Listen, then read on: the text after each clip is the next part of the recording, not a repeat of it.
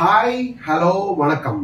நம்ம இந்த வீடியோல என்ன பார்க்க போறோம் அப்படின்னா என்னென்னவோ பார்க்க போறோம். Various topics across various subjects பார்க்க போறோம். அதெல்லாம் ஏன்னா ஒரே வீடியோல போறோம், தனித்தனியா வீடியோ தானே போடணும் அப்படின்னு கேட்டா அது ஆக்சுவலா எல்லாமே ரிலேட்டடா தான் இருக்கு. ஆனா அது ரிலேட்டடா இருக்கு அப்படின்னு தெரியாமே நம்ம படிச்சுட்டு இருக்கோம். அப்படின்றதுனால ஒரே வீடியோல நான் எல்லாத்தையுமே எக்ஸ்பிளைன் பண்ணி அது எப்படி லிங்க்டா இருக்கு அப்படின்றத நான் சொல்ல போறேன். இந்த வீடியோ யாருக்கு யூஸ்ஃபுல்லா இருக்கும்னு கேட்டா சிஏ ஃபவுண்டேஷன் ஸ்டூடெண்ட்ஸ்க்கு டைரக்டா யூஸ்ஃபுல்லா இருக்கும், சிஏ ஃபைனல் ஸ்டூடெண்ட்ஸ்க்கு டைரக்டா யூஸ்ஃபுல்லா இருக்கும், சிஏ இன்டர் ஸ்டூடெண்ட்ஸ்க்கு டைரக்டா யூஸ்ஃபுல்லா இருக்குமான்னு கேட்டா இல்ல. ஆனா ஒரு பர்டிகுலர் விஷயத்த என்னன்னே தெரியாம நீங்க படிச்சுட்டு இருப்பீங்க, இல்ல எக்ஸாம் கூட எழுதிருப்பீங்க ஆல்ரெடியே. ஆனா அது என்னன்னு தெரிஞ்சிருக்காது. அப்படி கொடுப்பாங்களா அது போட்டுக்கணும் அப்படின்ற மாதிரி ஒரு விஷயம் இருக்கும்.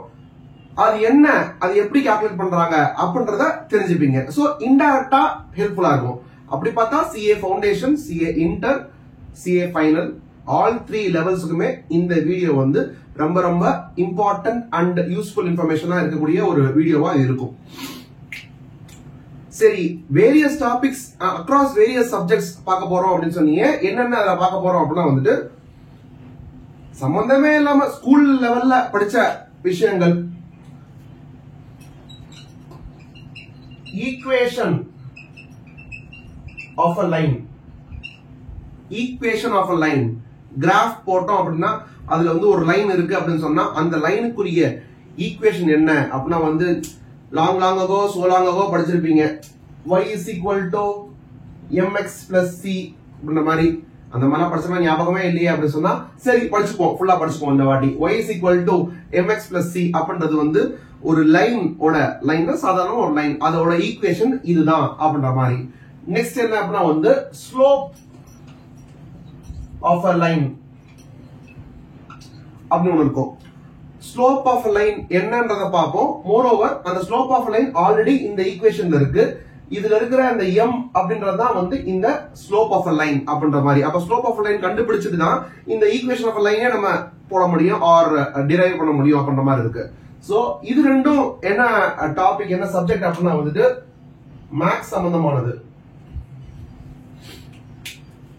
இதுக்கப்புறம் என்ன அப்படின்னா standard deviation, variance, standard deviation, variance, covariance, வேரியன்ஸோட இன்னொரு ஸ்டெப் அது, correlation, regression. Sir standard deviation variance வரைக்கும் ஓகே. அதுக்கப்புறம் இல்ல கோவேரியன்ஸ், கோரிலேஷன், ரிக்ரெஷன்லாம் நாங்க கேள்விப்பட்ட மாதிரியே இல்லையே அப்படின்னு சொல்லலாம்.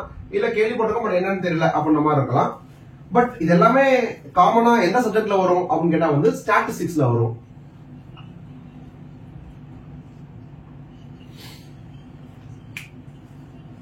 சரி, மேக்ஸுக்கும் ஸ்டாட்டிஸ்டிக்கும் என்ன சம்பந்தம் அப்படின்னு கேட்டா சிஏ ஃபவுண்டேஷனுக்கு ஸ்டாட்டிஸ்டிக்ஸ் இருக்கு. அதுல உங்களுக்கு இது எல்லாமே இருக்கு. Standard deviation, variance, covariance, correlation, regression எல்லாமே இருக்கு.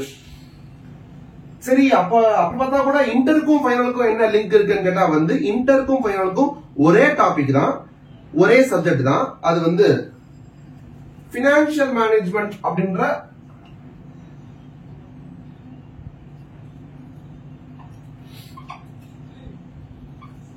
சப்ஜெக்ட்.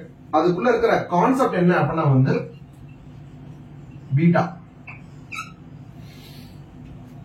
பீட்டா எதுல வரும் அப்படின்னு கேட்டா சிஏபிஎம் மாடல்ல வரும். கேபிட்டல் அசெட் பிரைசிங் மாடல் அப்படின்றதுல நீங்க சிஏ இன்டர் ஸ்டூடெண்ட்ஸ் சிஏபிஎம் அப்படின்னு ஒரு மாடல் படிப்பீங்க. அதுல ஒரு ஃபார்முலா மட்டும் படிப்பீங்க. அதுல பீட்டா அப்படின்னு ஒரு நம்பர் இருக்கும். அது கண்டிப்பா என்ன எப்பவுமே எக்ஸாம்ல கொஸ்டின்ல கொடுத்தே இருப்பாங்க. பட் அந்த பீட்டா எப்படி கண்டுபிடிச்சாங்க, அது பீட்டானா என்ன அப்படின்றது தெரியாது. அதை பார்க்க போறோம். அண்ட் சிஏ ஃபைனல்ல என்ன கேட்டா சிஏ ஃபைனல்ல அட்வான்ஸ்ட் பினான்சியல் மேனேஜ்மெண்ட் இருக்கும். அதுல பீட்டாவோட கம்ப்யூட்டேஷனே இருக்கு. பீட்டாவை நம்ம இன்டர் லெவல்ல சும்மா பீட்டா அப்படின்னா ஒரு நம்பர் அப்படின்னு படிச்சோம்னா அந்த மாதிரி படிக்க முடியாது. ஃபைனல்ல பீட்டா எப்படி கால்குலேட் பண்ணணும் and various methods of calculation எல்லாமே இருக்கும்.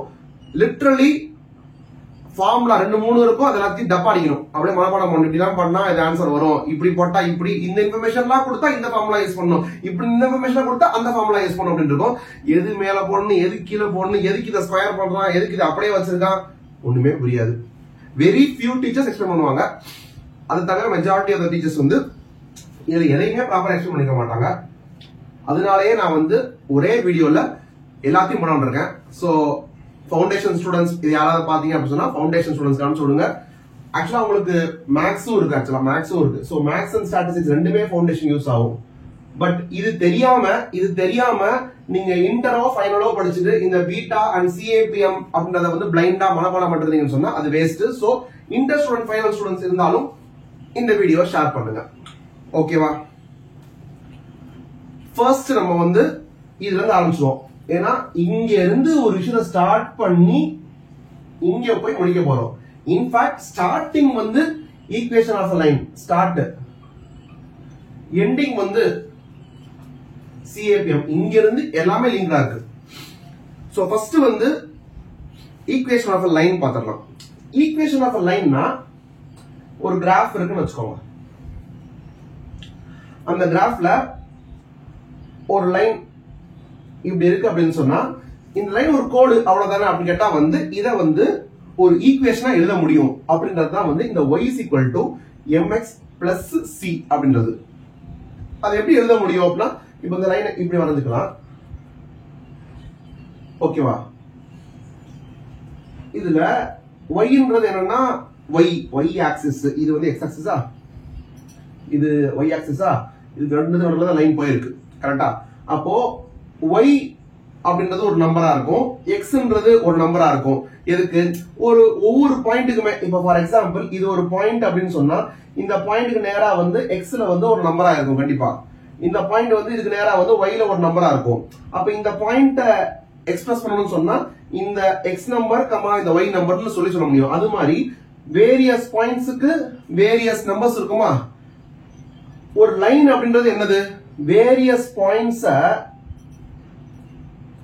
கனெக்ட் பண்ணா அதான் லைன். வரிசையா இருக்கிற ஒரு 4-5 பாயிண்ட அப்படியே கனெக்ட் பண்ணோம்னா அது வந்து ஒரு லைன் ஆயிடுது. அப்போ ஒவ்வொரு பாயிண்டையும் ஒரு விஷயத்தை வச்சு நம்ம லிங்க் பண்ணிட்டோம் அப்படின்னு சொல்லிட்டா நமக்கு வந்து ஈக்குவேஷன் ஆஃப் த லைன்ன்றது கிடைச்சிரும். கரெக்டா? அப்போ இந்த லைன்ல வந்து முக்கியமான விஷயம் என்ன அப்படின்னா இந்த லைன் இப்படி இருக்கு, இப்படி இல்ல, இப்படி இல்ல, இருக்குல்ல. அப்போ இந்த லைன் ஏன் இப்படி இருக்கு அப்படின்னு சொன்னா இது ஒரு ஆங்கிள் அப்படி மேல போகுது, ஒரு ஆங்கிள் அப்படி மேல போகுது. இது ஒரு சின்ன ஆங்கிள், இது இதோட கொஞ்சம் பெரிய ஆங்கிள், பட் இது ஒரு பர்டிகுலர் ஆங்கிள் போகுது இல்ல. அந்த ஆங்கிளை ஃபர்ஸ்ட் பிக்ஸ் பண்ணணும்.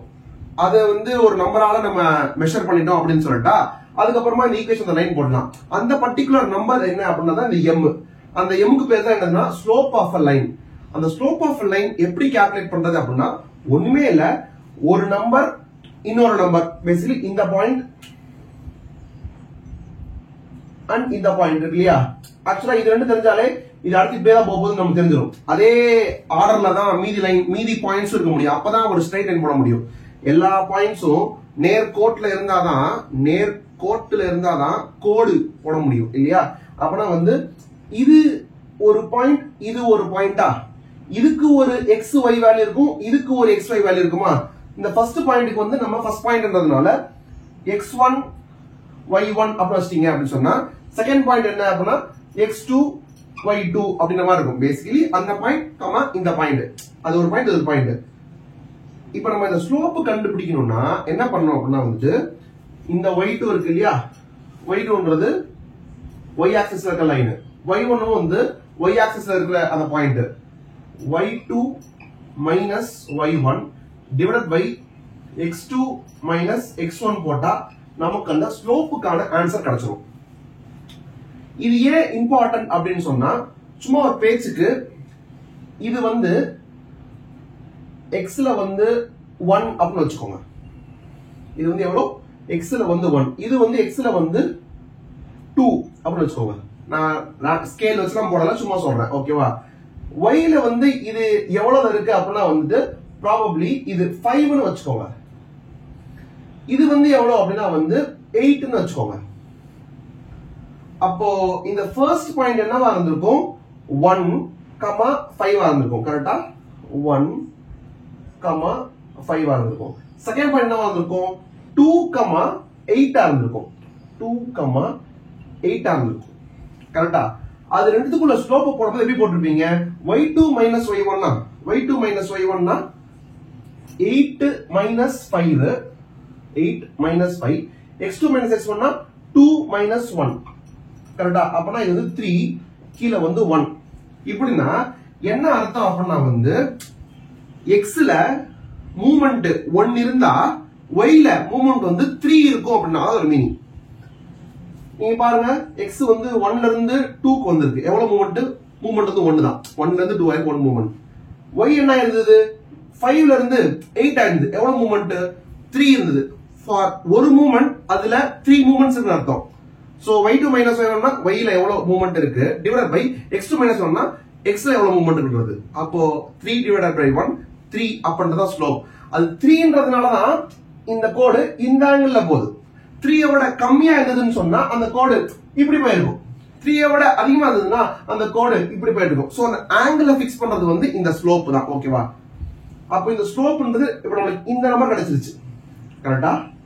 இந்த நம்பர் கிடைச்சிருச்சு ஆன்சர் வந்து 3 இப்போ நெக்ஸ்ட் என்ன வேணும் அப்படினா வந்து இது ரெண்டும் வந்து y யும் x ம் தானே அப்ப வந்து x இப்படியா இருந்தா y என்னவா இருக்கும் கண்டுபிடிக்கிறது தான் அந்த ஈக்குவேஷன் ஆஃப் லைன் இல்லையா y is equal to y எவ்வளவு இருக்கும் அப்படினா வந்து m into x m வந்து ஸ்லோப் xன்றது நீ போடுற நம்பர் ஏதோ ஒரு நம்பர் போடுவ போட்டா அதோட அந்த ஸ்லோப் மல்டிப்ளை ஆச்சுனா பிளஸ் ஒரு c இருக்கு c தான் பார்க்க வேண்டியது இருக்கு பிளஸ் c பண்ணோம்னா y வந்துரும்ன்றது ஒரு மீனிங் கரெக்ட்டா அப்ப நம்ம m பார்த்துட்டோம்னு சொன்னா x பார்க்க தேவையில்லை x வந்து சும்மா நம்ம இன்புட் பண்ற நம்பர் x வந்து 1 ஆ இருந்தது என்றால் एक्चुअली இங்க எப்படி இருக்கு x வந்து 1 ஆ இருந்தது என்றால் y என்னவா இருக்கு x 1 ஆ இருந்ததுன்னா y வந்து 5 ஆ இருக்குல அந்த ஆன்சரை இங்க வரணும் அதான் வந்து ஈக்குவேஷன் ஆஃப் லைன் ஓகேவா அப்போ எனக்கு m வந்து 3 இப்போ நீங்க யோசிச்சு பாருங்க y வந்து எனக்கு 5 ஆ இருக்கு m வந்து எனக்கு 3 ன்னு நான் சொல்றேன் எப்போ x 1 இருக்கும்போது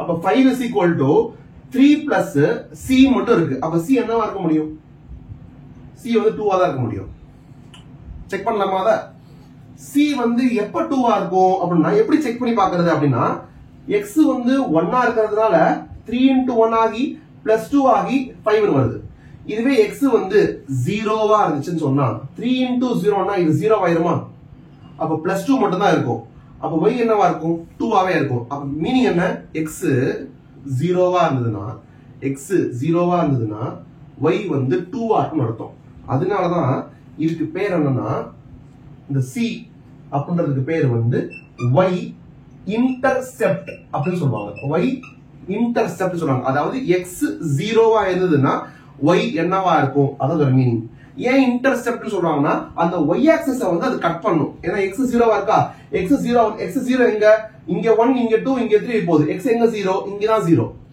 0 ல இருந்ததுனா y பாயிண்ட் எங்க இருக்கும் y ஆக்சிஸ்லயே இருக்கும் x 0 x 1 ஆ இருந்ததுனா இங்க வருது x 0 வந்ததுனா இந்த இங்கே தான் இருக்கும் அப்ப y பாயிண்ட மட்டும் வச்சோம் x 0 y ஏதோ 1 அப்படி சொன்னா எங்க இருக்கும் அந்த லைன் இங்கே தான் இருக்கும் லைன்லயே இருக்கும் அதனால இன்டர்செப்ட் கட் பண்ணது பாத்தீங்கன்னா அதை y இன்டர்செப்ட் சொல்லுவாங்க அப்ப நமக்கு தெரிஞ்சு போச்சு அந்த c-ன்றது 2 ஆ தான் இருக்க முடியும்ன்றது அப்போ என்ன மீனிங் அதுக்கு x 0 ஆ இருந்தா y 2 ஆ இருக்கும் அப்படின்றது மீனிங் நீங்க போட்டு பாருங்க இப்போ நான் கிராஃப் சும்மா ரேண்டமா வரைஞ்சிருக்கேன் நீங்க இதுல 1 ல இருந்து இவன் 2 போனதுக்கு 1 ல இருந்து இவன் 2 போனதுக்கு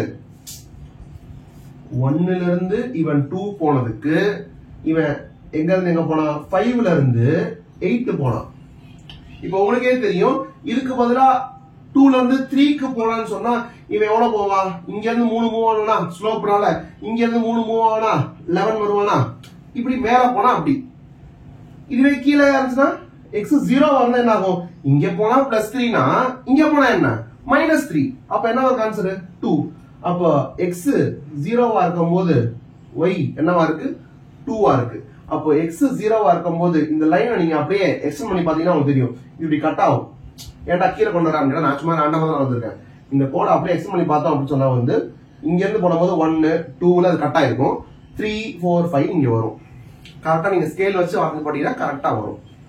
ரைட்டா? ஸ்லோப் ஆஃப் லைன் கூட மீனிங் இதுதான். அந்த ஸ்லோப் தான் வந்து ஈக்குவேஷன் ஆஃப் லைன்ல யூஸ் பண்றோம்.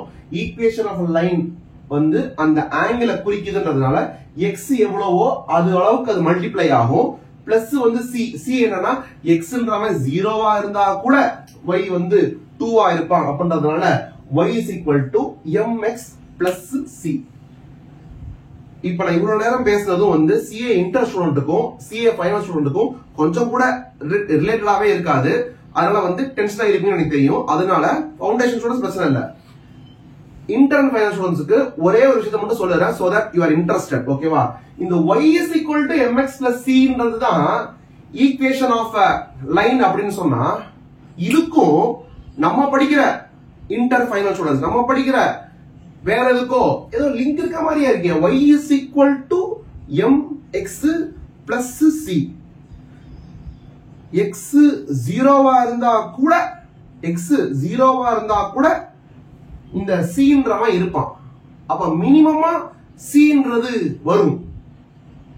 ஆனா x இருந்ததுன்னு சொன்னா அது m ஆல மல்டிப்ளை ஆகி வரும். இது எங்கேயோ பார்த்த மாதிரி தெரியல. CAPM மாடல் லைட்டா நீங்க யோசித்து பாருங்க. ஃபார்முலா மறந்து போயிருந்தா ஓபன் பண்ணி பாருங்க. CAPM மாடல இந்த லைனோட நீங்க யோசித்து பாத்தீங்கன்னா கொஞ்சம் முன்னாடி பின்னாடி மாத்தி போட்டீங்கன்னு சொன்னா இந்த லைன் வர மாதிரி இருக்கும். அதை நான் இப்ப சொல்லல, பிகாஸ் ஃபவுண்டேஷன் தெரிச்சு ஓடிடுவாங்க. அதனால ஐ வேட் கண்டினியூ. ஓகேவா? நான் இங்க கண்டினியூ பண்ணி இங்க வரைக்கும் வரேன். நீங்களும் தயவு செஞ்சு இங்க வரைக்கும் வாங்க. வந்ததுக்கு அப்புறம் நம்ம இந்த பீட்டா பார்க்கலாம். சோ தட் வீடியோ வந்து அவன் அவ்வளவு தூரம் வந்து அப்புறமா பார்க்க போட்டோம். நீங்க வந்து ஃபுல்லா பார்க்கணும். உங்களுக்கு எல்லாமே ரெலவென்ட். உங்களுக்கு இங்க இருந்து இங்க வரைக்கும் எல்லாமே relevant for inter and final. ஓகேவா? சோ ஈக்குவேஷன் ஆஃப் லைனும் ஸ்லோப் ஆஃப் லைனும் நம்ம பார்த்துட்டோம். இதெல்லாம் புரியனா ரீவைண்ட் பண்ணி பார்த்துக்கோங்க. இதுதான் 100% கிளாரிட்டி. ஸ்லோப் இது வந்து ஈக்குவேஷன் ஆஃப் லைன்ல எப்படி ஃபிட் ஆகுது. cன்றது பேரு y இன்டர்செப்ட். a அப்படினா வந்து x 0வா இருந்தா கூட y ன்ற நம்பர் இருக்கும். எவ்வளவு இருக்கும்னா 2வா இருக்கும்.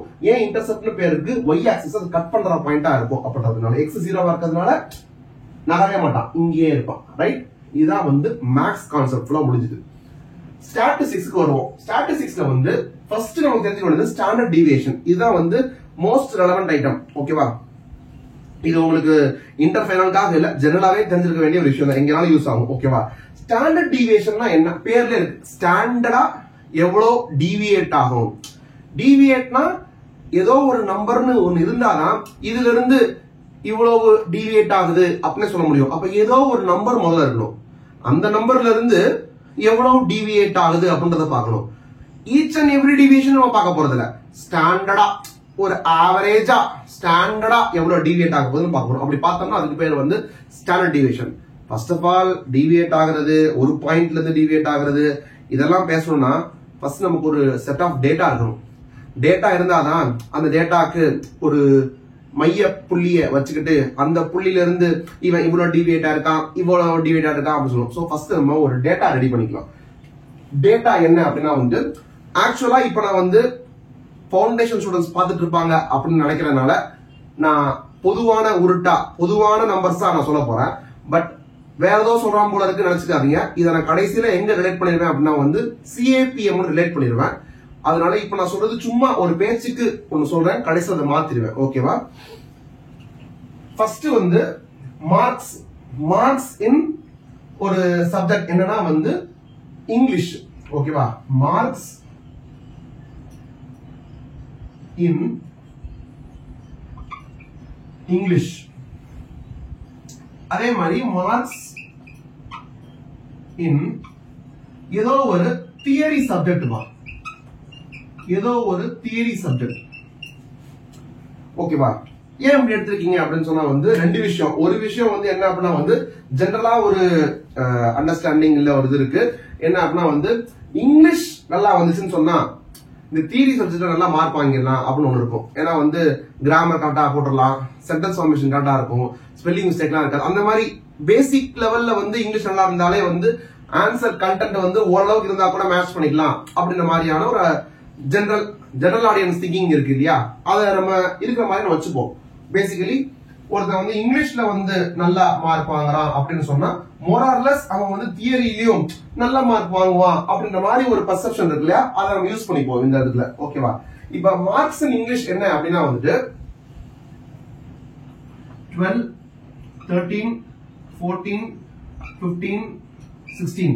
ஏன்னா இவ்வளவு கம்மியா வாங்கியிருக்கான் அப்படின்னு கேட்டா வந்து இது வந்து 100க்கு இல்ல, ஒரு 20கோ இல்ல ஒரு 25கோ கூட வச்சுக்கோங்க. ஓகேவா? 25க்கு வாங்குற மார்க்னு வச்சுக்கோங்க. என்ன மார்க்ஸ்? 12, 13, 14, 15, 16. ரைட்டா? இப்ப முதல்ல இந்த மார்க்ஸ் இன் தியரி சப்ஜெக்ட் நான் சொல்லல.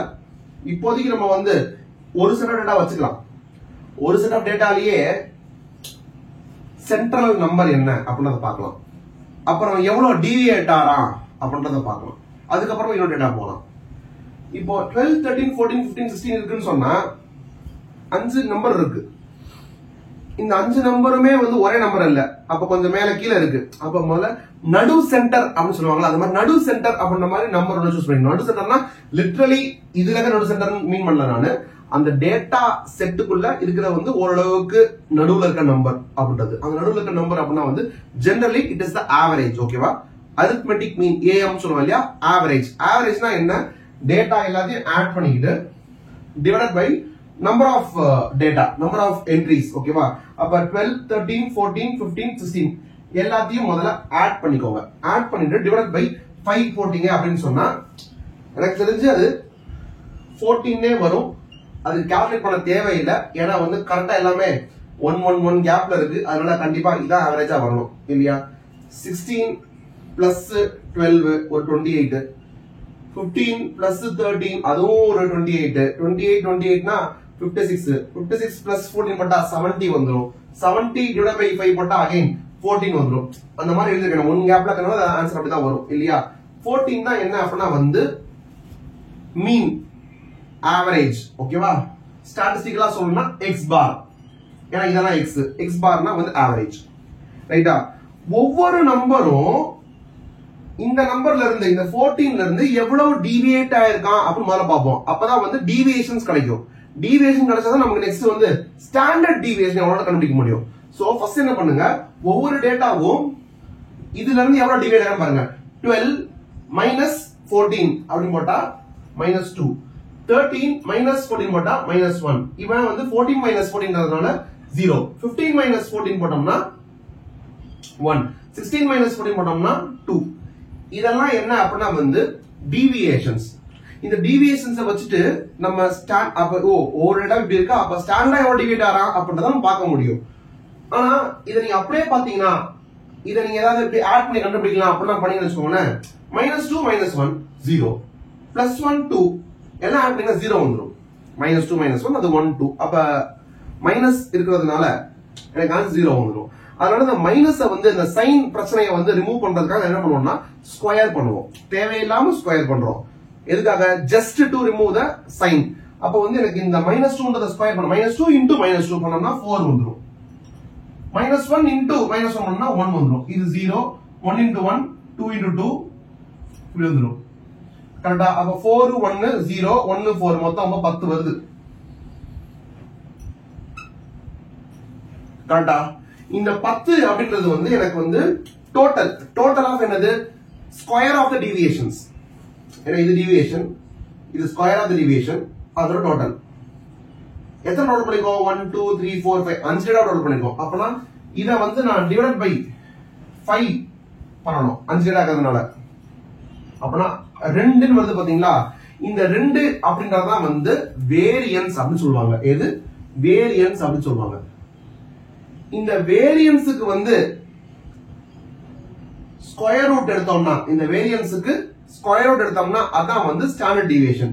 அப்ப எனக்கு இங்க என்ன ஆன்சர் வந்திருக்கு? 2 வந்திருக்கா? 2ன்றது எனக்கு வந்து வேரியன்ஸ் அப்படின்னு சொன்னா ஸ்டாண்டர்ட் டீவியேஷன் என்னது? ரூட் ஆஃப் 2வா? ரூட் ஆஃப் 2 போட்டோம்னா ஐ திங்க் 1.4142 அந்த மாதிரி வரும். 1.4142 அப்படின்ற மாதிரி வரும். அப்படி எதுனாலும் சரி, இப்படி எதுனாலும் சரி. சோ இந்த டேட்டாவோட ஸ்டாண்டர்ட் டீவியேஷன் என்ன அப்படின்னா வந்து 1.4142. ஏன்னா மேக்ஸிமம் டீவியேஷன் எவ்வளவுதான்? 2 தான். இந்த பக்கம் 2 தான். 1 வேற இருக்கு. அப்பனா வந்து அவன் ஸ்டாண்டர்ட் என்ன சொல்றான்? 1.4142 அளவுக்கு மேல கீழே வரலாம்ப்பா. எதுல இருந்துப்பா மேல கீழே வரலாம்? இந்த 14 அப்படின்ற ஆவரேஜ்ல இருந்து பிளஸ் 1.4142 ஆகலாம், இல்லாட்டா -1.4142 ஆகலாம். ஆவரேஜா? அதான் ஒரு மீனிங். ஸ்டாண்டர்ட் டிவியேஷனா இப்போ நம்ம என்ன பண்ண போறோம் அப்படின்னா வந்து இன்னொரு செட் ஆஃப் டேட்டாக்கு இதே வேலையை பண்ண போறோம். மார்க்ஸ் இன்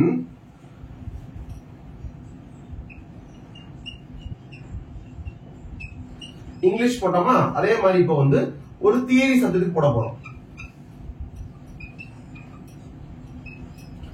அது எப்படி இருக்குன்னா அதர் டேட்டா எப்படி இருக்கு அப்படின்னு சொன்னா பார்க்கலாமா. இந்த 12 இருக்கு பாத்தீங்களா, 12 வாங்கிட்டு இருக்கும் போது ஒருத்தன் 12 மார்க்ஸ் இங்கிலீஷ்ல வாங்கிட்டு இருக்கும் போது தியரியில எவ்வளவு வாங்குறான் அப்படின்னா வந்து 16 வாங்கணும்னு வச்சுக்கோங்க. ஓகேவா, 18 வாங்கணும்னு வச்சுக்கோங்க. 20, 22, 24 மார்க்ஸ் வந்து 25 நான் சொல்லிருந்தேன் கரெக்டா. அவுட் ஆஃப் 25 நான் சொல்லிருந்தேன். அவுட் ஆஃப் 25 வந்து தியரியில வந்து 16, 18, 20, 22 எப்ப வாங்குறான்? இங்கிலீஷ்ல 12 வாங்கிட்டு இருக்கும்போது அந்த டெஸ்ட்ல தியரியில வந்து தியரி சப்ஜெக்ட்ல 16 மார்க்ஸ் வாங்குறான். இங்கிலீஷ்ல 13 வாங்கிட்டு இருக்கும்போது தியரியில அவன் பேசிக்கலி வந்து அவன் இங்கிலீஷ்ல இம்ப்ரூவ் ஆக மோர் ஆர் லெஸ் அவனுக்கு வந்து தியரி சப்ஜெக்ட்லயும் மார்க்ஸ் வந்து இம்ப்ரூவ் ஆகுது அப்படின்றத இது காட்டுது. ஓகேவா, அப்ப ஃபர்ஸ்ட் அது என்ன லிங்க்ன்றது அப்புறம் பார்ப்போம். ஃபர்ஸ்ட் வந்து இந்த டேட்டாக்கு போட்ட மாதிரியே நம்ம என்ன பண்ணிடலாம், ஸ்டாண்டர்ட் டிவியேஷன் கண்டுபிடிச்சிடலாம். ஓகேவா, இப்போ இதுக்கப்புறம் வந்து நான் பெருசா எக்ஸ்பிளைன் பண்ண போறதில்ல, அப்படியே எழுத போறேன். 16, 18, 20, 22, 24 இந்த நம்பருக்கு வந்து ஆவரேஜ் கண்டுபிடிக்கணுமா? ஆவரேஜ் வந்து எப்படி இருக்கும்? நான் இங்க பேச அதே லாஜிக் தான். என்னவா இருந்திருக்கும்? 20 இருக்கும். ஆட் பண்ணி பாத்துக்கோங்க. 16 plus 24 வந்து ஒரு 40, 18 plus 21 அது ஒரு 40, 80, 80 plus 20 100, 100/5 போட்டா 20 தான் வரும். அப்ப 20 தான் நான் போட்டிருக்கேன். ஓகேவா, டீவியேஷன்ஸ் எப்படி இருக்கும்? 20 ல இருந்து 16 ல இருந்து 20 போச்சு அப்படின்னு சொன்னா -4, இது -2, 0, 2, 4 இப்படி இருக்கும். அகைன் சேம் மைனஸ் இருக்கிறதுனால ரிமூவ் பண்றதுக்காக நான் ஸ்கொயர் பண்ணணுமா? 4 4s are 16, 2 2s are 4, 0, 2 2s are 4, 16 போட்டேன்னா எனக்கு எவ்வளவு வந்தது? 16 4 20, இது ஒரு 20, அப்பெல்லாம் மொத்தமா எனக்கு வந்து 40 வருது. 40/5 நான் பண்ணேன் அப்படின்னு சொன்னா எனக்கு ஆன்சர் வந்து இங்க 8 வருது. 8 வந்து எனக்கு என்னது? வேரியன்ஸ். அப்போ ஸ்டாண்டர்ட் டிவியேஷன் என்னவா இருக்கும்? எனக்கு √8 ஆக இருக்கும். கரெக்டா? இப்ப நம்ம என்ன பார்த்திருக்கோம்?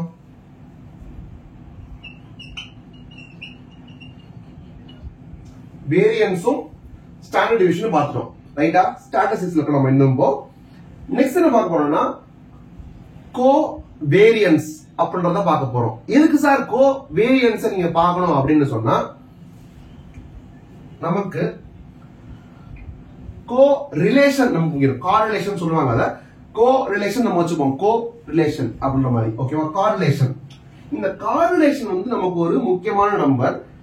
அந்த காரிலேஷனை பத்தி தான் நம்ம இவ்வளவு நேரம் அந்த 2 டேட்டா வச்சு பேசிட்டு இருந்தோம். என்ன அப்படின்னா வந்து இங்கிலீஷ்ல வாங்குற மார்க்குக்கும் தியரியில வாங்குற மார்க்குக்கும் ஒரு லிங்க் இருக்கா அப்படின்னு கேட்டா, லிங்க் இருந்துச்சு அப்படின்னு சொன்னா the data is correlated அர்த்தம்.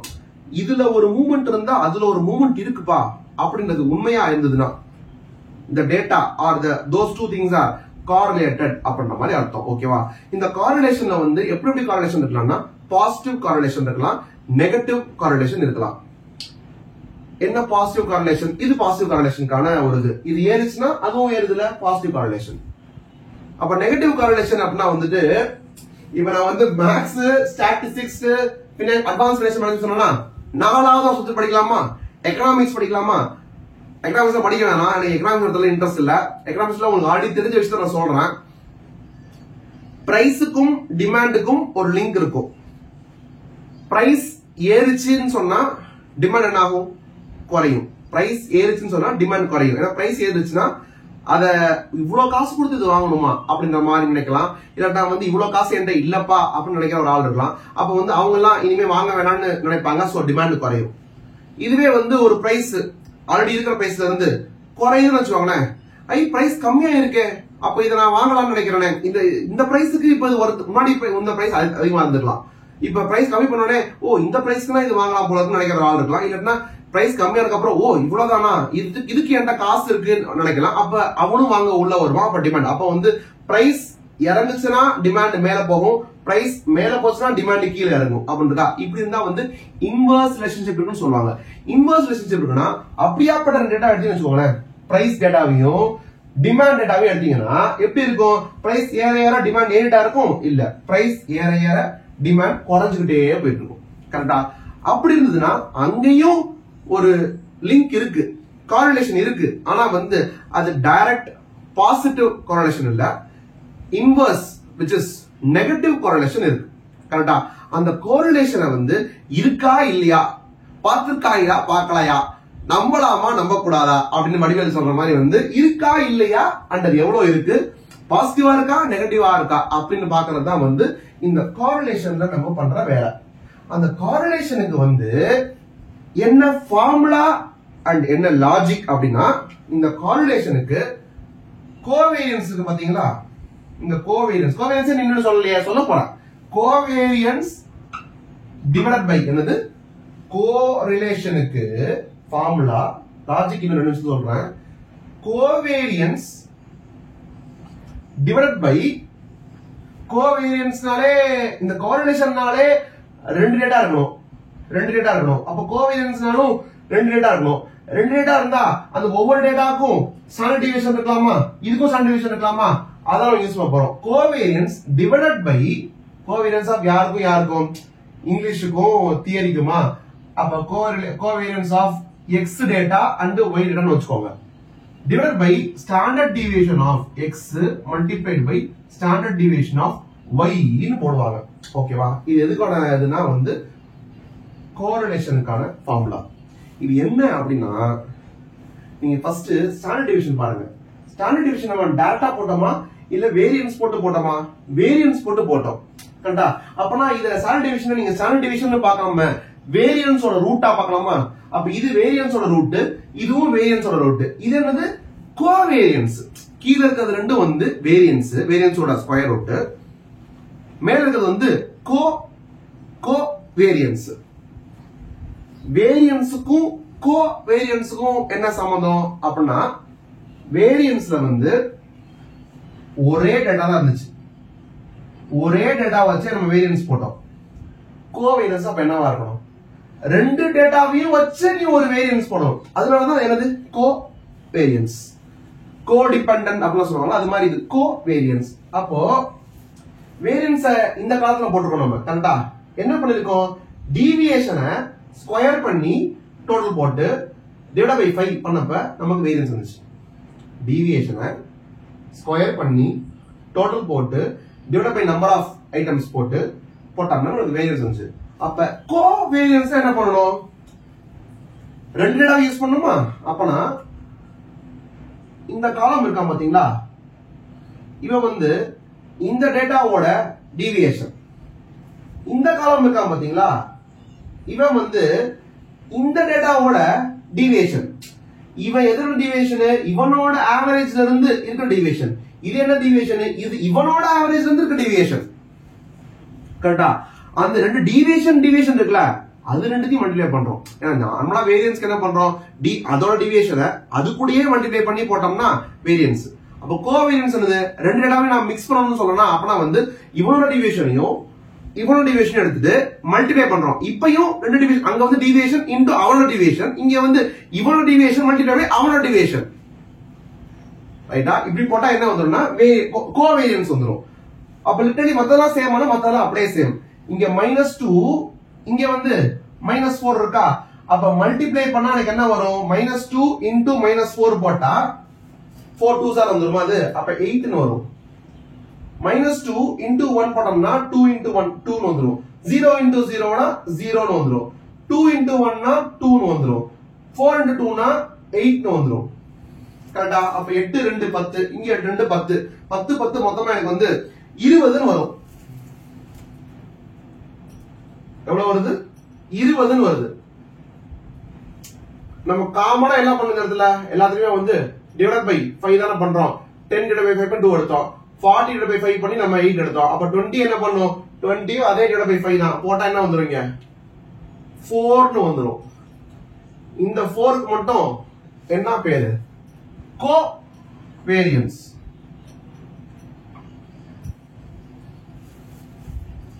கரெக்டா? கோவேரியன்ஸ். கோவேரியன்ஸ்க்கு போய் ஸ்டாண்டர்ட் டிவியேஷன் எடுத்து ஸ்டாண்டர்ட் டிவியேஷன் அப்படிலாம் சொல்லாதீங்க, அப்பலாம் ஒண்ணு இல்லவே இல்ல. ஓகேவா? இந்த 4 அப்படின்றது வந்து கோவேரியன்ஸ்.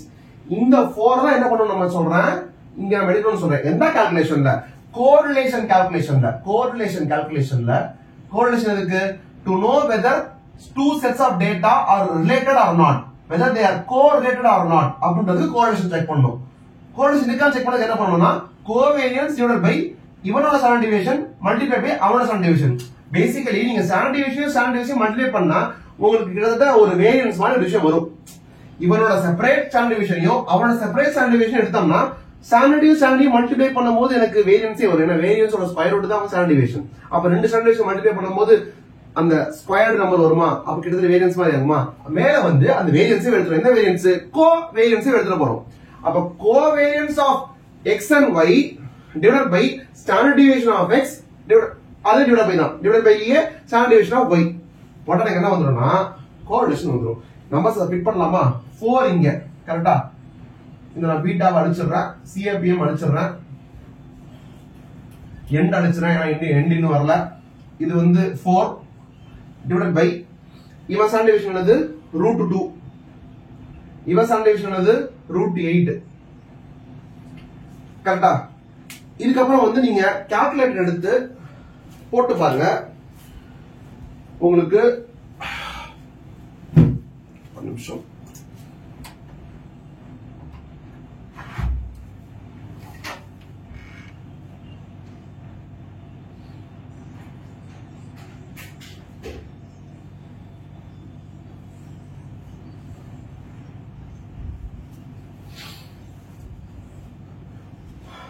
√2 அப்படின்றது வந்து 1.4142.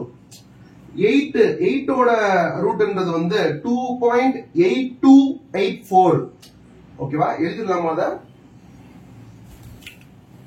இந்த √2 வந்து 1.4142, √8 வந்து 2.8284. ஓகேவா?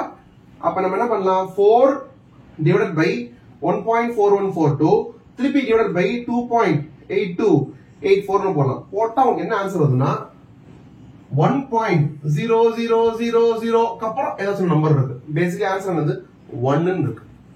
1 தான் என்னது? கோரிலேஷன். கோரிலேஷன் ஆன்சர் வந்து எனக்கு 1 இருக்கு. அப்புறம் என்ன அர்த்தம்னா கோரிலேஷன் இருக்கு அண்ட் பெர்ஃபெக்ட்டா இருக்குன்னு அர்த்தம். ஏன்னா உங்களுக்கு எழுதும் போதே தெரிஞ்சிருக்கும் இவன் 12 இவன் 16, 12ல இருந்து இவன் 13 போகும்போது இவன் 16ல இருந்து 18 போறான், 13ல இருந்து அவன் 14 போகும்போது இவன் 18ல இருந்து 20 போறான். இவன் 1 ஏறான்னா அவன் 2 ஏறான். அது அப்படியே பெர்ஃபெக்ட்டா இருக்கு. அப்பனா வந்து கோரிலேஷனும் இருக்கு, பாசிட்டிவாவும் இருக்கு. ஏன்னா ஏறான் அண்ட் அது வந்து பெர்ஃபெக்ட்டாவும் இருக்கு. ஏன்னா 1 ஏறினா 2 ஏறுது, 1 ஏறினா 2 ஏறுது அப்படின்ற மாதிரி இருக்கு. அப்படி இருந்தது அப்படின்னு சொன்னா they are perfectly positively correlated. அப்படி இருந்ததுன்னா ஆன்சர் வந்து 1 இருக்குங்க. அப்ப perfectly பாசிட்டிவ்லி இல்ல, perfectly நெகட்டிவ்லி கோரிலேட் ஆகான்னு சொன்னா என்னது? பிரைஸ் டிமாண்ட் மாதிரி. அப்படியே நம்ம இது உல்டாவா போட்டு எழுதணும்னு வச்சுக்கோங்களேன். பிரைஸ் டிமாண்ட் வந்துன்னா perfectly நெகட்டிவ்லி கோரிலேட் சொன்னா ஆன்சர் வந்து 1க்கு பதிலா வந்து -1 வரும். ஓகேவா? அப்ப கோரிலேஷன்ன்றது வந்து either ஆன்சர் 1 இருக்கலாம், இல்லாட்டினா -1 இருக்கலாம், இல்ல அதுக்கு நடுவுல எதுவா வேணா இருக்கலாம். அப்போ கோரிலேஷன் கூட ரேஞ்சே என்னன்னா மேக்ஸிமம் 1, லோவஸ்ட் வந்து -1, நடுவுல எது வேணா இருக்கலாம். 0.45, 0.2, 0. 0 என்னன்னா கோரிலேஷனே இல்ல. அவன் மாறுறதுக்கும் இவன் மாறுறதுக்கும் சம்பந்தமே இல்ல. இவன் மேல போனா சம்டைம்ஸ் மேலையும் போறான், இவன் கீழே போனா சம்டைம்ஸ் மேல போறான், என்னென்னமோ இருக்கு. அப்ப பேசிக்கலி அதுக்கு சம்பந்தமே இல்லைன்ற மாதிரி இருக்கு. they are not related in any way. அப்படிதான் சொன்னா not correlated. அப்ப 0 இருக்கும். -1 எப்போ? perfectly negatively correlated. கரெக்டா இவன் எவ்வளவு ஏறானோ அதுக்கேத்த மாதிரி இவன் கீழே இறங்குறான்டா அப்படின்ற மாதிரி இருந்தா perfectly பண்ணு. அப்ப 1 to -1 இந்த ரேஞ்ச்ல என்னவா வேணா இருக்கலாம். நம்ம இங்க எடுத்த எக்ஸாம்பிள் நான் கொடுத்திருக்க நம்பர்ஸ் படி பார்த்தா அது 1 வர மாதிரி இருக்கு. ஏன் அப்படின்னா கரெக்டா நான் perfectly positively correlation இருக்கிற மாதிரி நம்பர்ஸ் நான் எடுத்திருக்கேன். ரைட்டா? இப்படி இருந்ததுன்னா எனக்கு ஆன்சர் 1 வருது. அதுக்கு பேர் வந்து எனக்கு கோரிலேஷன். ஓகேவா? Last topic for statistics. So last topic for foundation என்னன்னா ரிக்ரெஷன். ரிக்ரெஷனும் என்ன அப்படின்னா வந்துட்டு கிட்டத்தட்ட அது கோரிலேஷன் மாதிரியே இருக்கும், பேசுறதுக்கு பாக்குறதுக்கு தான். நீங்க புக்கை ரீட் பண்ணி பாத்தீங்கன்னா அப்படியே இருக்கும். ஆனா அதுல என்ன டிஃபரன்ஸ் அப்படின்னா வந்து இந்த கோரிலேஷன்ல ரெண்டு டேட்டால அவங்களோட ரிலேஷன் எப்படி இருக்கு, ஹவு தே ஆர் ரிலேட்டட், பர்ஃபெக்டா பாசிட்டிவா ரிலேட் பண்ணிருக்காங்களா இல்ல பர்ஃபெக்டா இல்ல, எப்படி பர்ஃபெக்டா இல்லன்னு சொல்றேன்னா ஒன்னா இல்லாம 0.5 0.6 அந்த மாதிரி இருந்தா பர்ஃபெக்டா இல்ல, ஆனா பாசிட்டிவா இருக்காங்க, ஏன்னா 0க்கு மேல இருக்காங்க. -2 -0.2 0.6 -0.6 அப்படி இருந்தா நெகட்டிவா இருக்காங்க, ஆனா பெர்ஃபெக்ட்டா இல்ல. -1 இருந்தாலும் பெர்ஃபெக்ட்டா இருக்காங்க. இந்த மாதிரி ஒரு இன்ஃபர்மேஷன் சொல்ல முடியுமே ஒழிய அக்யூரேட்டா சரி அதான் தெரிஞ்சிருச்சுல, பாசிட்டிவ்லி பெர்ஃபெக்ட்லி பாசிட்டிவ்லி கோரிலேட்டா இருக்காங்கன்னு தெரிஞ்சிருச்சுல.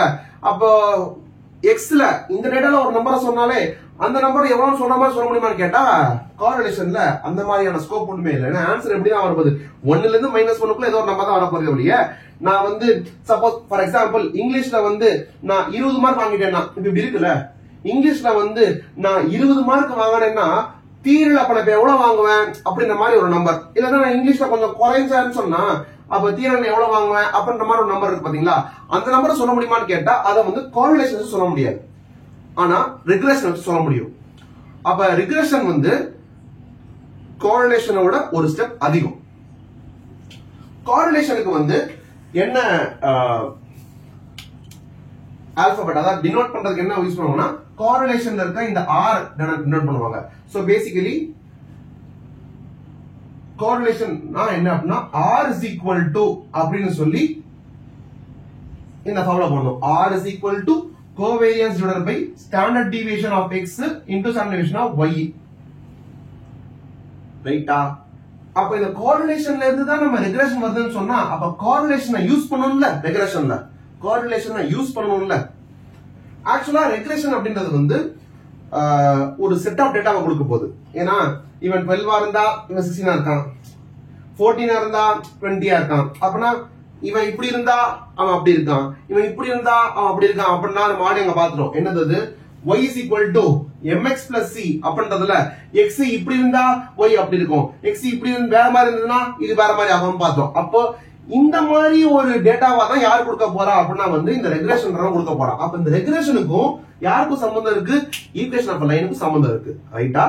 இப்ப இந்த y is equal to mx plus c ல இந்த டோட்டல் இருக்கு, ஒரு லைன் தானே அது, அந்த லைன் மாதிரி அப்ப ரெக்ரெஷனுக்கும் ஒரு லைன் இருக்கு. அந்த லைன் என்ன அப்படின்னா வந்து y minus y bar அதாவது ஆவரேஜ் is equal to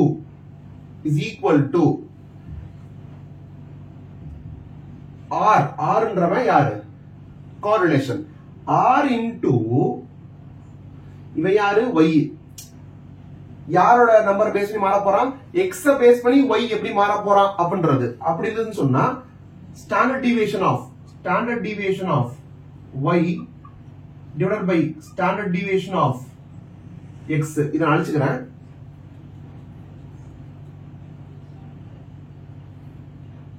கரெக்டா? இந்த ஒரு combo multiplied by x minus x bar. இந்த ஒரு காம்போ multiplied by x minus x bar போட்டாதான் எனக்கு என்ன கிடைக்கும்னா அந்த ரிக்ரெஷனோட லைன் கிடைக்கும் அப்படின்றது. ஏன் அப்படி அப்படின்னா வந்துட்டு நம்ம இந்த r வந்து என்ன அப்படின்னா வந்து கோரிலேஷனா, அப்போ x டேட்டாவும் இதை x டேட்டா வச்சுக்கோங்க, y டேட்டாவும் எப்படி ரிலேட் ஆயிருக்காங்க அப்படின்னு தெரியும். ஏன்னா நம்ம x நம்ம இன்புட் பண்ணா y வரப்போகுது, நமக்கு வரணும்னு நமக்கு தெரியுது. அப்போ அவங்க ரெண்டு பேரும் என்ன ரிலேஷனா இருக்காங்க அப்படின்னு பார்க்கணும். அங்க என்ன ரிலேஷன், ஸ்லோப் தான் ரிலேஷன். அப்ப இங்க வந்து அந்த ரிலேஷன்ஷிப் இங்க உள்ள கொண்டு வரணும். கரெக்டா? அப்ப வெறும் கோரிலேஷன் மட்டும் எடுத்துக்கலாமான்னு கேட்டா கோரிலேஷன் என்னவா தான் இருக்கும், 1ல இருந்து -1 தான் இருக்கும். மேக்ஸிமம் 1 0.8 0.6 0.2 0 மைனஸ்ல -0.4 -0.8 -1 இவ்வளவுதான் இருக்க முடியும். அப்ப அந்த கோரிலேஷனை மட்டும் யூஸ் பண்ண முடியாது. கோரிலேஷன் வந்து அது direction to or the extent of the relation சொல்ல முடியும் இல்லையா, குவான்டிஃபை பண்ண முடியாது. அப்ப குவான்டிஃபை பண்றதுக்கு உள்ளுக்குள்ள வேற ஒருத்தரை கொண்டு வரணும். அந்த உள்ளுக்குள்ள கொண்டறவன் தான் வந்து என்னன்னா standard deviation of y standard deviation எக்ஸும். என்ன அப்படின்னா ஸ்டாண்டர்ட் எக்ஸ்ன்றது என்னது? இங்கிலீஷ்ல வாங்கின மார்க் வந்து ஸ்டாண்டர்ட் டிவிஷன் வந்து √2 பேசிக்கலி 1.4142. இது என்னது? தியரி சப்ஜெக்ட்ல வாங்குற இது வந்து என்னது? 2.8284. கரெக்டா? அப்ப என்னன்னா இங்கிலீஷ்ல இவ்வளவு மேல கீழே வரலாம் அப்படின்னா ஸ்டாண்டர்ட் டிவிஷன். இது என்னது? தியரியில இவ்வளவு மேல கீழே போகலாம் அப்படின்னா அதுல ஸ்டாண்டர்ட் டிவிஷன். அப்ப அதை லிங்க் பண்ணிடலாம்ல. ஏன்னா எனக்கு என்ன வேணும்? இங்கிலீஷ்ல வந்து மார்க் எப்படி மாறுச்சுன்னா எனக்கு தியரியில எப்படி மார்க் மாறும் அப்படின்றத தேவை. அப்படின்றதுனால இவங்க ரெண்டு பேருக்குள்ள ரிலேஷன்ஷிப் என்ன அப்படின்றத இந்த கோரிலேஷனை வச்சு வச்சு சொல்லிட்டு அண்ட் இவன் மாறதுக்கான ஸ்கோப் என்ன அப்படின்னா வந்து √2 1.4142 அவ்வளவு மாறுமா? பட் இவன் மாறுறதுக்கான ஸ்கோப் எவ்வளவு இருக்குன்னா √8 அதாவது 2.8284 அவ்வளவு மாறலாம். அப்ப இவன் 1.4142 மாறுவான், இவன் 2.8284 மாறலாம். அந்த சிச்சுவேஷன் இருக்கு. அப்ப இவன் இவ்வளவு மாறினாலே இவன் இவ்வளவு மாறுவான் அப்படின்றது இருக்கு. And they are perfectly correlated இருப்பாங்க. அப்போ இதுவும் அப்ப பேசிக்கலி இந்த 1.4142 அப்படின்றது என்னது? 1.4142 இவன் ஏறுமா? யாருவன்? இங்கிலீஷ் மார்க் 2.8284 வந்து அவன் ஏறுமா?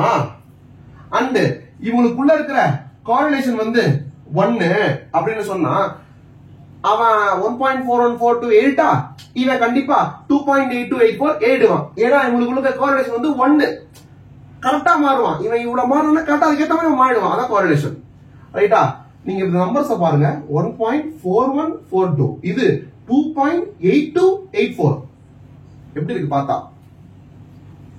இவன் 1 ஜார் இவன் 2 ஜார்ன்ற மாதிரி வருது.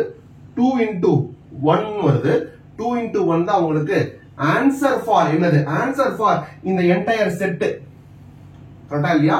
இந்த என்டையர் செட்டுக்கானது வந்து எனக்கு ரெக்ரெஷன் லைன்ல யூஸ் பண்ற ஸ்லோப் மாதிரி. ஏன்னா y is equal to mx plus c ல இந்த x கூட மல்டிப்ளை இருக்கிறது யாரு? ஸ்லோப். இங்கேயும் அப்படிதான் இருக்கு. இவன் வந்து இவனு கூட மல்டிப்ளை ஆயிட்டு இருக்க மாதிரி இருக்கான். கரெக்டா? அப்பனா எனக்கு இவன் தான் வந்து அந்த ஸ்லோப்பை கொடுக்க போறான். யாருவன் அவங்கிட்ட வந்து ரெக்ரெஷன் லைன்ல இருக்கிற இதுக்கு ஒரு டேர்ம் இருக்கு, அதை சொல்ல வரும்ல. b of yx ன்னு அர்த்தம் அது. ஓகேவா? y over x x base பண்ணி y எப்படி மாற போறான்னு அது byx அப்படின்னு சொல்லுவாங்க. அந்த byx என்னன்றதை நான் இங்க எழுதியிருக்கேன். என்னது? கோரிலேஷன் மல்டிப்ளைட் பை அவனோட ஸ்டாண்டர்ட் டிவிஷன் டிவைட் பை இவனோட ஸ்டாண்டர்ட் டிவிஷன். யார பேஸ் பண்ணி யாரு மாறுறானோ அந்த பேஸ் பண்ணின்றவன் கீழே இருப்பான். யாரு மாறுவானோ நம்ம கண்டுபிடிக்கிறோமோ அவன் மேல இருப்பான். அவ்வளவுதான். பேசிக்கலி இதுதான் வந்து அந்த இதுல ஸ்லோப் மாதிரி மீனிங். ஓகேவா? இது வரைக்கும் நம்ம பார்த்தது என்ன அப்படின்னா வந்து மேத்ஸ் அண்ட் ஸ்டாட்டிஸ்டிக்ஸ். இதுக்கப்புறம் நம்ம பார்க்க போறது என்ன அப்படின்னா ஃபவுண்டேஷன் ஸ்டூடெண்ட்ஸ் வந்து இஷ்டம் இருந்தா அதுவும் கண்டினியூ பண்ணலாம். ப்ரொவைடட் ஆர் ஹோப்ஃபுல்லி இது வரைக்கும் நீங்க கண்டினியூ பண்ணிருந்தீங்க அப்படின்னு சொன்னா இஷ்டம் தான் கண்டினியூ பண்ணலாம். அதர்வைஸ் இதுக்கப்புறம் அவருக்கு pure inter and final concept என்ன அப்படின்னா இப்ப நம்ம மாத்த போறோம். எதை மாத்த போறோம் அப்படின்னா வந்து இவ்வளவு நேரம் நான் பேசிட்டு இருந்தது இங்கிலீஷ் மார்க்க பத்தியோ இல்ல தியரி சப்ஜெக்ட் மார்க்க பத்தியோ இல்ல. என்ன சார் அப்படிதான் எழுதிருக்கீங்க அப்படின்னு கேட்டா வந்து அப்படிதான் உருட்டுவேன். அப்பதானே ஃபவுண்டேஷன் ஸ்டூடெண்ட் பாப்பான், அதனால இதை போட்டிருக்கேன். ஆக்சுவலா இது இங்கிலீஷோட மார்க்கே இல்ல. இது வந்து ரிட்டர்ன் பர்சன்டேஜ். யாரோடது அப்படின்னா மார்க்கெட்டோட ரிட்டர்ன். இது வந்து செக்யூரிட்டியோட ரிட்டர்ன். சில பேர் வந்து சார் இந்த ட்விஸ்ட் நாங்க முன்னாடி எதிர்பார்த்தோம், எத்தனை படம் பார்த்திருக்கோம், இந்த மாதிரி தான் வந்து கடைசியில கிளைமேக்ஸ்ல போய் ட்விஸ்ட் ரிவீல் பண்ற மாதிரி அப்படி வச்சு கொண்டு போய் நாங்க முன்னாடியே கண்டுபிடிச்சிருவோம், நாங்க எத்தனை இங்கிலீஷ் படம் பார்த்திருக்கோம், இந்த போக்கியில வந்து விஜய் வந்து கன் அடி பண்ணிட்டு வந்து எத்தனை ரஜினி படம் பார்த்திருக்கோம் அப்படின்ற மாதிரி, எத்தனை மைண்ட் பக் மூவிஸ் நாங்க பார்த்திருக்கோம் அப்படின்ற மாதிரி. இது வந்து return percentage of the market அந்த செக்யூரிட்டி என்னன்னா ஒரு கம்பெனியோட செக்யூரிட்டி ஷேர். ஓகேவா? இது வந்து மார்க்கெட் என்டையர் மார்க்கெட்டோட ஆவரேஜ் ரிட்டர்ன். இது வந்து ஒரு பர்டிகுலர் செக்யூரிட்டி, ஒரு கம்பெனியோட செக்யூரிட்டி ஷேர் ஓட ரிட்டர்ன். இவன் 12 இருந்தா அவன் 16 இருக்கான், இவன் 13 இருந்தா அவன் 18 இருக்கான். ரைட்டா? இப்படி இருந்தாதான் என்ன மாடல் நமக்கு வரும்? சிஏபிஎம் மாடல் வரும். கரெக்டா இல்லையா? நான் இந்த இடத்தை நான் அழிச்சிட்டு எழுத போறேன். இந்த இடத்துல என்ன இருக்கு? வெறும் ஸ்லோப் தான் இருக்கு. ஸ்லோப் உங்களுக்கு தெரியும், y2 - 1 x2 - x1. நான் அந்த இடத்துல அழிச்சிட்டு நான் வந்து உங்களுக்கு சிஏபிஎம் மாடலோட கான்செப்டை நடத்த போறேன்.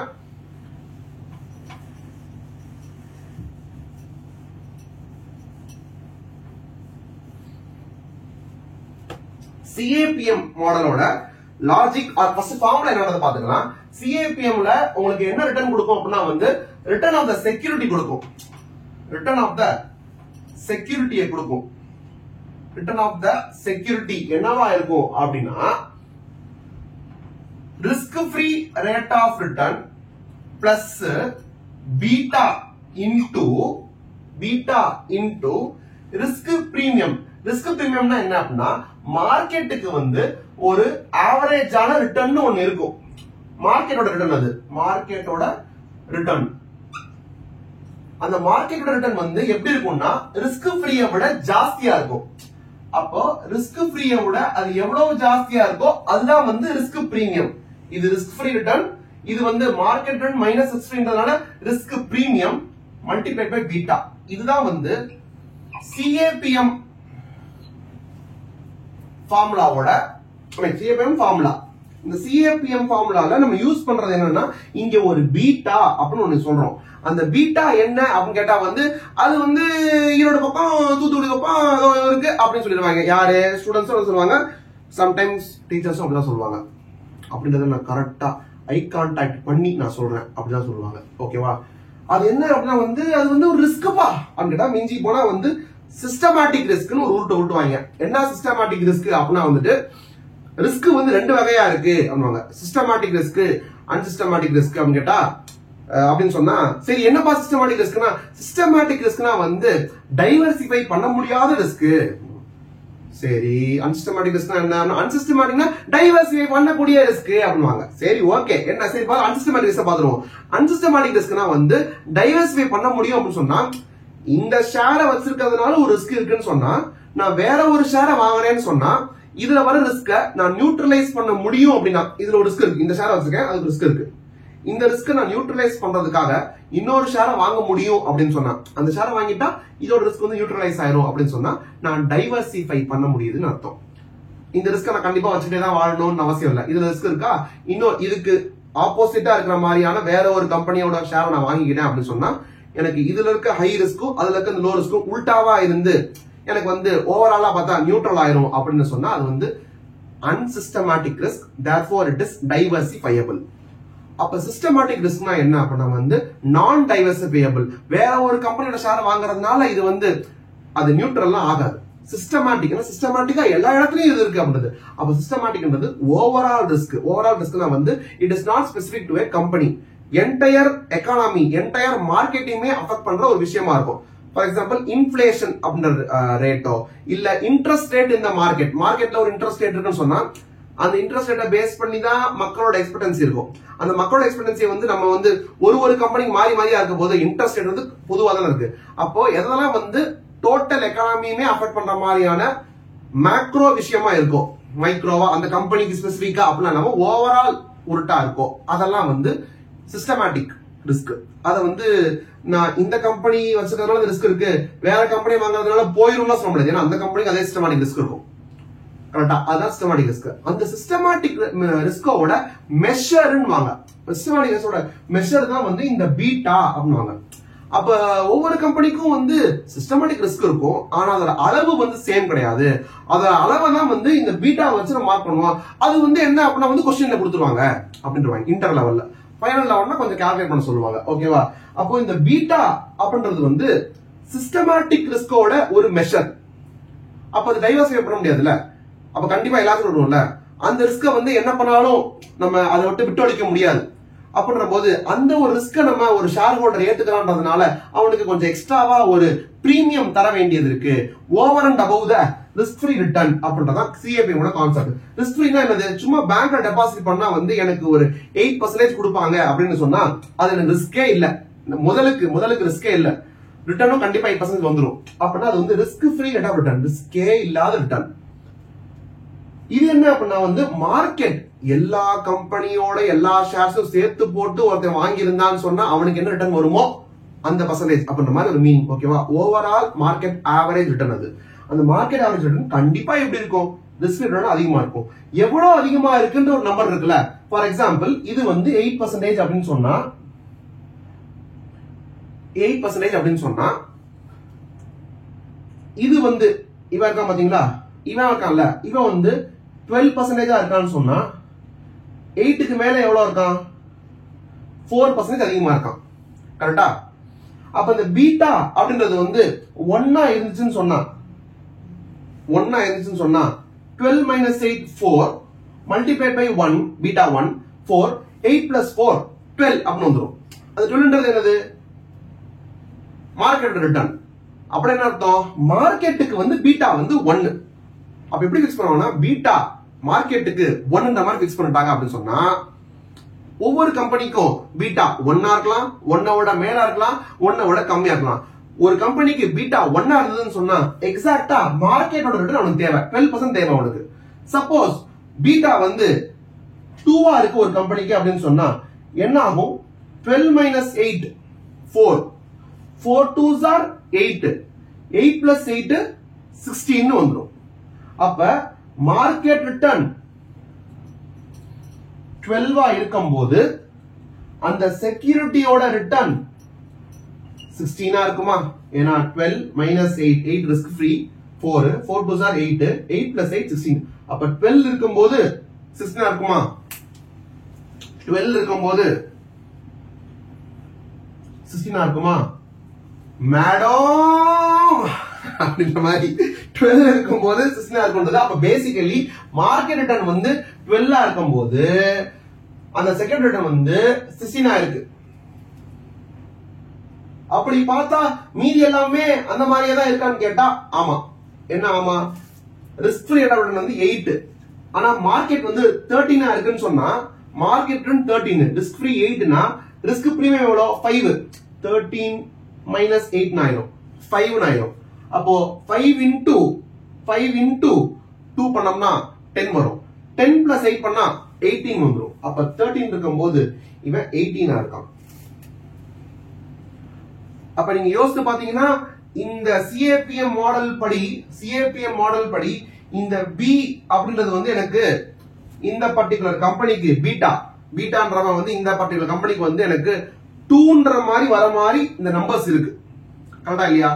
அந்த பீட்டா தான் நான் எதுன்னு சொல்றேன் அப்படின்னா வந்து இந்த ரெக்ரெஷன் லைன் இருக்கு பாத்தீங்களா, இந்த ரெக்ரெஷன் லைன்ல ஆர்ன்றது என்னது? Correlation into standard deviation of y divided by standard deviation of x ன்னு போட்டோம்ல, அதுதான் அந்த பீட்டா நம்பர் நான் சொல்றேன். ஸ்டாண்டர்ட் டிவியேஷன் ஆஃப் y யாரு? செக்யூரிட்டியோடது. அப்ப ஸ்டாண்டர்ட் டிவியேஷன் ஆஃப் y க்கு பதிலா நம்ம என்ன எழுதிடலாம்? செக்யூரிட்டி எழுதலாமா? ஸ்டாண்டர்ட் டிவியேஷன் ஆஃப் y க்கு பதிலா security, standard deviation of x க்கு பதிலா ஸ்டாண்டர்ட் டிவியேஷன் ஆஃப் மார்க்கெட் எழுதிடலாமா? Basically correlation multiplied by standard deviation of security divided by standard deviation of market ன்னு போட்டோம்னா this is beta அப்படி நான் சொல்றேன். ஏனா இந்த correlation தான் வந்து மார்க்கெட் மூவ்மெண்ட்டுக்கும் செக்யூரிட்டி மூவ்மெண்ட்டுக்கும் பாசிட்டிவோ இல்ல நெகட்டிவ் ரிலேஷனோ இருக்கும்னு சொல்றது தான் இந்த correlation. இது என்ன அப்படின்னா வந்து மார்க்கெட்டோட மூவ்மெண்ட் வந்து இப்படி இருக்குப்பா, எப்படி 1.142 மேல கீழ இருக்குப்பா, ஆனா செக்யூரிட்டியோட மூவ்மெண்ட் வந்து இப்படி இருக்குப்பா 2.81 இருக்குப்பா.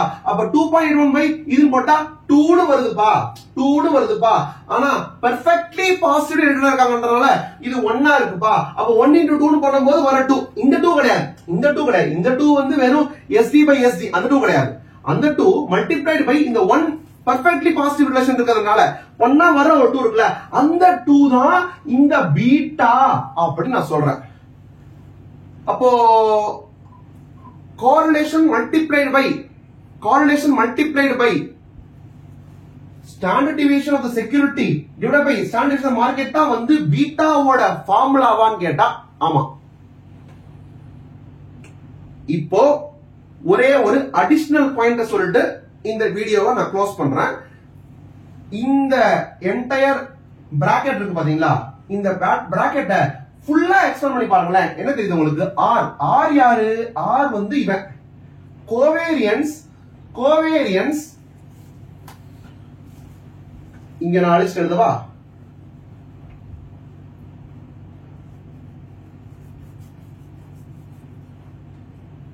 Covariance by standard deviation of x. X தான் யார் நமக்கு இங்க? இப்ப எக்ஸ் தான் வந்து மார்க்கெட், ஒய் தான் வந்து நமக்கு இங்க செக்யூரிட்டி. கரெக்டா? இவன் தான் ஆர். ஆர் தான் நம்ம யூஸ் பண்றோம். அப்ப மொத்தமா சேர்த்து எழுதலாமா? கோவேரியன்ஸ் ஆஃப் எக்ஸ் ஒய் கூட கிடையாது, எம்எக்ஸ். கரெக்டா? Covariance of market and security divided by standard deviation of market into standard deviation of security. இப்படின்றது தான் ஆறு. R multiplied by standard deviation of யாரு? security divided by standard deviation of market தான் இந்த number எனக்கு கொடுக்குது. கரெக்டா? அப்ப நீங்க இப்ப இத லிங்க் பண்ணி பாருங்க. R which is correlation formula covariance by standard deviation of market into standard deviation of security இருக்கு. மல்டிப்ளை பண்ணும்போது standard deviation of security divided by standard deviation of market இருக்கு. அப்ப standard deviation of securityயும் standard deviation of securityயும் cancel ஆயிடும். Cancel ஆயிட்டா கீழ என்ன இருக்கு? அப்ப standard deviation of marketடும் standard deviation of marketடும் இருக்கு. standard deviation மல்டிப்ளை என்ன வந்துரும்? வேரியன்ஸ் வந்துரும். ஏன்னா வேரியன்ஸோட ஸ்கொயர் ரூட் தான் வந்து ஸ்டாண்டர்ட் டிவியேஷன். அப்ப standard deviation into standard deviation பண்ணா ஆன்சர் வந்துரும், வேரியன்ஸ் வந்துரும். அப்போ இது ரெண்டையும் கம்பேர் பண்ணா எனக்கு வேரியன்ஸ் வந்துரும்னா இந்த ஃபார்முலா என்ன ஆயிடுச்சு? இப்போ covariance of market and security, covariance of market and security divided by standard deviation to standard deviation na variance of the market. So variance of the market gives you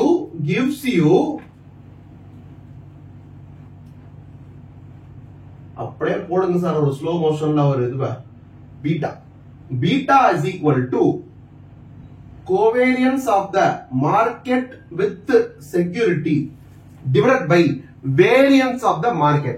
குடுகுடுன்னு போய் நீங்க கூகுள்ல formula for beta அப்படின்னு போனீங்கன்னா first என்ன வரும்னா இதான் வரும். beta is equal to covariance COV அப்புறம் ஏதாவது எழுதி இருப்பான், அது உங்களுக்கு புரியாது. COV covariance போடுவான், உள்ளுக்குள்ளனா market into security divided by VAR அப்படி போட்டுருப்பான், அதுக்கப்புறம் அது கன்றாவே எழுதி இருப்பான். அது என்ன அப்படின்னா வந்து variance of the market. So what is beta அப்படின்னு கேட்டா மார்க்கெட்டோட ரிட்டர்னும் செக்யூரிட்டியோட ரிட்டர்னும் அவங்களுக்குள்ள இருக்க டீவியேஷன்ஸ் இருக்குல்ல, அந்த டீவியேஷன்ஸா மல்டிப்ளை பண்ணி கொண்டு வந்தா வர நம்பர் வந்து எனக்கு வேரியன்ஸ். அப்ப மேல வந்து எனக்கு மார்க்கெட்டோட டீவியேஷனும் இருக்கு, செக்யூரிட்டி டீவியேஷனும் இருக்கு. கீழே வந்து வெறும் மார்க்கெட்டோட டீவியேஷன்ஸோட ஸ்கொயர் தான் இவன். அப்ப கீழே வந்து மார்க்கெட் வித் மார்க்கெட் இருக்கு, மேல வந்து மார்க்கெட் வித் செக்யூரிட்டி இருக்கு. அப்ப என்ன கிடைக்கும் அப்படின்னா வந்து மார்க்கெட் மூவ் ஆகும்போது செக்யூரிட்டி எவ்வளவு மூவ் ஆகுது அப்படின்ற நம்பர் உங்களுக்கு கிடைச்சிடும். That is why this is beta and that is used in CAPM model. உங்களுக்கு பொழுது போகல அப்படின்னு சொன்னா இந்த ரிக்ரெஷன்ல கொண்டு போய் நம்ம டேட்டாவை ஃபிட் பண்ணி பாருங்க, உங்களுக்கு ஒரு ஆன்சர் கிடைக்கும். லைட்டா மேம்போக்கா நான் சொல்லிடுறேன். y minus y பாரா, y பார் யாரு நமக்கு? y ன்றவன் வந்து y டேட்டாவோட லிட்டரலி அதோட ஆவரேஜ் நமக்கு 20. அப்ப இந்த நம்பர் எப்படி இருக்கும் அப்படின்னா இத நான் அழிச்சிடுறேன், இந்த இடத்துல இல்ல இங்க எழுதுறேன் நானு. y minus 20 is equal to இந்த என்டையர் செட் தான் பீட்டான்ட்டேன் நானு. பீட்டா நமக்கு என்ன நினைச்சோம்? 2 ன்னு நினைச்சோம். அப்பனா பீட்டா 2வா இன்டு கரெக்டா x minus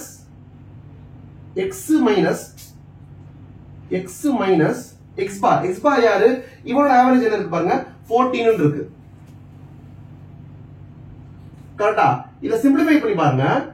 y 2 into x னா வந்து 2x, 2 into minus 14 னா minus 28, இந்த 20 அந்த பக்கம் போச்சுனா plus 20. கரெக்டா? அப்ப y is equal to 2x minus 8 வருது. இப்போ நீங்க பாத்தீங்கன்னா நீ இப்ப இவ்வளவு நேரம் வந்து இந்த ரிக்ரெஷன் அப்படின்றதா வந்து இந்த CAPM மாடல் அதுல வர பீட்டா தான் இது அப்படின்னு சொல்றீங்க. ஆனா CAPM மாடலுக்கும் இதுக்கும் என்ன லிங்க் எனக்கு புரியலையே. First of all equation of லைனுக்கும் எதனா சம்பந்தம் இருக்கு? ஈக்குவேஷன் ஆஃப் லைன்ல இருக்கிற இந்த C தான் வந்து எனக்கு இங்க ரிஸ்க் ஃப்ரீ ரிட்டர்ன். இதுல இருக்க இந்த ஸ்லோப் தான் வந்து எனக்கு இங்க இருக்கிற பீட்டா. இங்க இருக்கிற x தான் இங்க இருக்கிற ரிஸ்க் பிரீமியம். ரிஸ்க் பிரீமியம் தான் இருக்குங்க x.